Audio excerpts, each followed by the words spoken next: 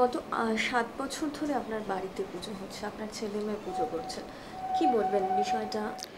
সাধারণ মানুষের কাছে বার্তা হচ্ছে যে আজকে যেভাবে আমার ছেলেমেয়েরা পুজো করছে, এই পুজোটা অনেক আগেই প্রচলিত ছিল, কিন্তু এখন আস্তে আস্তে হারিয়ে গেছে। সেই নতুন করে সেই জিনিসটাকে তারা আবার ফিরিয়ে নিয়ে এসে মানুষের কাছে তুলে ধরতে চাইছে যে এই নিয়মটা আগে ছিল, এখনও এইভাবে করলে আনন্দ পাওয়া যায়।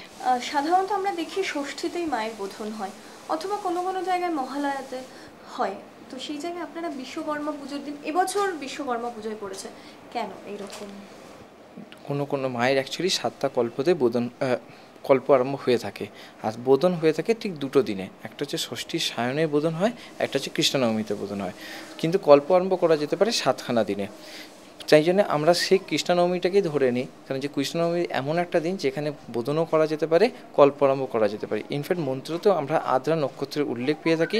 আদ্রা নক্ষত্র আমরা একমাত্র কৃষ্ণনবমীতে পেতে পারি, কোনো দিনই সায়নে পেতে পারি না, সন্ধ্যায় ষষ্ঠীর দিনে। তো এই প্রথম কল্পটাকেই আমরা ধরে আরম্ভ করে থাকি পুজোটাকে।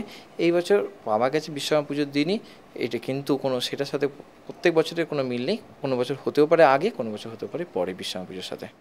এক অন্য পুজো, কে বলে শুধুমাত্র উত্তর কলকাতায় শারদোৎসবের ঐতিহ্য বজায় রাখে?